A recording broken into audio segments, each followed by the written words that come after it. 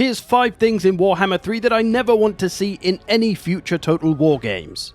Number 1. Timed campaigns. We had it in Warhammer 2 with the Vortex campaign, and I think the vast majority of people didn't enjoy that timed campaign of having to do something by a certain time. I did this poll for Warhammer 2 ages ago asking people whether they prefer Vortex or Mortal Empires. Nearly 80% of people play mostly Mortal Empires. So then we had to ask, why the hell in Warhammer 3 did we get another timed campaign for the only campaign we could play at release, the Realms of Chaos campaign? I did a poll just now seeing if it was the same issue as the Vortex campaign, and yep, most people prefer Immortal Empires rather than the timed Realms of Chaos campaign. And well, it's not that these campaigns are necessarily bad. The Vortex campaign is a decent campaign, but maybe only the once, and then you kinda don't want to bother doing it all again. And the same with Realms of Chaos. It's fun the once or twice through. After that, you can't really be bothered to go through all the Chaos realms again and get lost in the Tzeentch realm for 19 turns and do another 5 survival battles, and all because you have to do it quicker than all the other major factions who might win the campaign before you.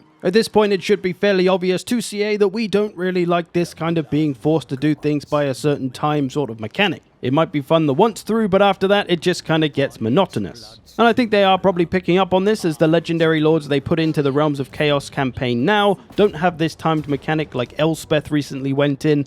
And I do think it's a little bit of a shame that some of this stuff, like the Chaos Realms mechanic, is locked behind the Realms of Chaos campaign, because being able to go to the Chaos Realms and actually take on the demons and the lords and everything, that's really cool. Why can't we do that in Immortal Empires? As an optional thing, you can choose to go to a Chaos Realm, take on some maybe like a chain of quest battles to make it quite tough, and then you get some big crazy reward at the end potentially. So yeah, it's just a bit of a shame that these cool things are locked behind a campaign that we don't really want to play. But yeah, anyway, I hope we don't see this kind of timed campaign in the future in any other Total Wars, because it's just not really a fun way to play Total War. You want to play it your way, you want to play it your pace. That's why everyone loves Immortal Empires, right? So hopefully they'll code us up some better stuff in the future. And hey, speaking of coding, why not check out BootDev, the sponsor of today's video? If you've ever thought about trying your hand at coding and you don't know where to start, BootDev can be a great place to learn, with courses to take you from absolute coding noob to ultra super mega nerd in no time. It'll teach you back-end web development with some of the most popular programming languages like Python, JavaScript, and Go. The lessons will give you a little bit to read to learn first of all. You'll then be given an assignment with a practical task to actually do, and then you actually do it. This gets you writing a ton of code, because that's how you get better at anything, right? You need to do it, not just read about it. And that's part of BootDev's whole thing, is to make sure that you're never bored. Which is why it's all run kinda like an RPG game. You do the courses, you learn stuff, but you also level up and get XP and do quests, all in the aim of bettering yourself at coding. This is a subscription-based service, but there are some demos you can try out. But if you do become a member, you'll get all of this lovely stuff, and most notably, there's a 30-day money-back guarantee, so if you don't get on with it, no harm done to your bank account. If this interests you at all, do check out the link in the description. You can use my code to get 25% off your first payment as well, whether that's monthly or annual. So if you want to try out some coding, check out BootDev. Thanks to them for sponsoring this video. The next thing I don't wish to see in any future Total War is laboratory crap. Now, what do I mean by that? Well, you know, this mode, the Mirrors of Madness in Warhammer 3, or the Laboratory as it was called in Warhammer 2, or even the Dynasty mode in Three Kingdoms. Now, that was a little bit different. It was just kind of a survival game, but it's these things that we don't really ask for, we don't really care about. Nobody plays it for more than 5 minutes, and then they never touch it again. I'm going to guess that the only reason these keep appearing in Total War games is because it's some kind of product placement with Intel, so they're forced to put them in the game because money is nice, I guess. But what really irks me about these modes is not that they exist, it's that they exist in the wrong place, in a pointless mode that nobody cares about, when you could instead put all of these sliders into campaigns. Let us mess about with them and experiment and sandbox in our goddamn campaigns. For example, let me have a leadership slider for the enemy that lets me move it down less than normal so that everything isn't unbreakable. Let me adjust the impact force so that everything doesn't go flying and is more realistic if that's what I like. Or let me adjust the damage that everything does so that battles last longer or shorter, whatever I prefer. We have been given a few of these kind of things in Warhammer 3, which is nice, but why not just integrate all that laboratory crap into here? Let us actually do something fun with it.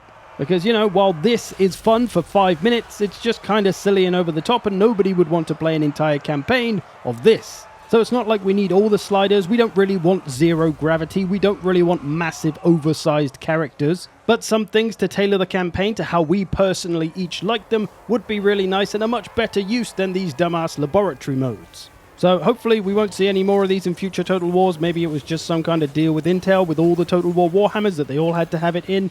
I don't know, but things are looking good in this respect with Total War Pharaoh, which does have a lot of adjustable stuff before the start of your campaign, so hopefully that carries over to future Total Wars and we don't get this stuff anymore, and maybe some more sliders for campaign. That would be lovely. On to number 3 that I don't want to see, bad maps. Now by this, I'm referring to the thing that's been bothering Warhammer 3 since its release because they've never gone back and fixed it. I am of course referring to tree acne, as I dubbed it. I made a video about this near release, pointing out how all of the Warhammer 3 map trees were just spotted all over the faces of the maps, seemingly randomly without any thought to where is actually a good place to put trees.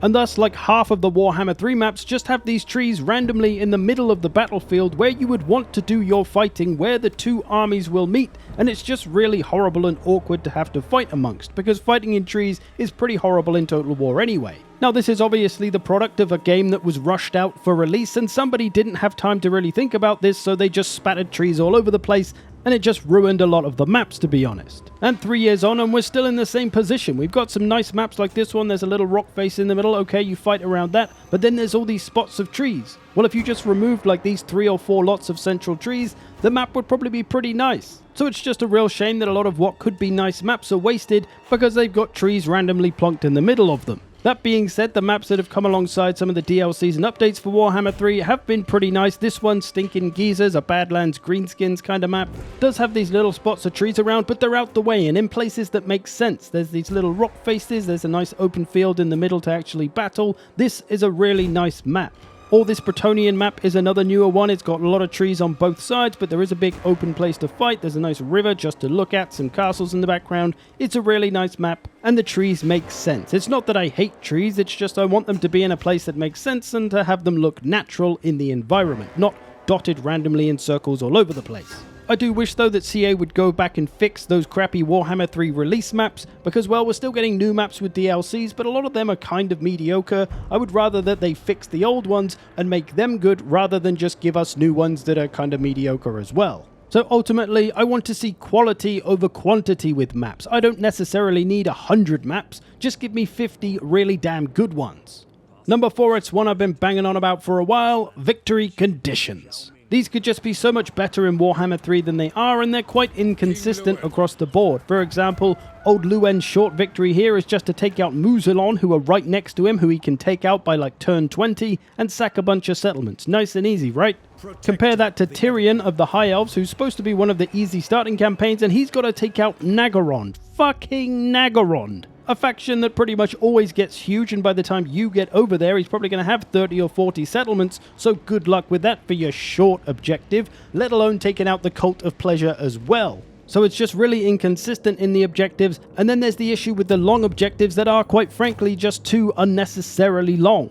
I find myself in this situation very often where I've done everything for the long victory to hit that victory screen and officially end my campaign, but I've still got 30 or 40 settlements that I'm supposed to occupy, loot, raise or sack, and well, I just can't be bothered. I'm steamrolling everything, I'm really powerful now, the game's not really that fun, I'm ready for it to end, but it can't until I've done some more pointless, arbitrary steamrolling. And it seems that no one can be bothered because looking at the global achievements on Steam, you can see that barely anybody has the achievements for actually finishing campaigns. You can see here, Beastmen campaigns, Elves, Tomb Kings, nobody's finishing those. Skaven, one of the most popular factions in the game, only 1.4% of players have actually finished one of their campaigns and hit that victory screen. It seems like CA are hellbent on making it difficult for anyone to get their achievements. They either need to make long objectives shorter so the victory screen is easier to reach, or just apply that achievement to the short victory campaigns so people can stop their campaign there if they want to. What would be really nice for future Total Wars though is if there was more ways to actually win the campaign and not just destroy a bunch of other factions and take as much land as possible. Why not give us the option of an economic victory where we have to make 1 million gold or something? Or construct a certain amount of buildings, or convert a certain amount of things to our religion. I don't know, there's a million different options you could go for though.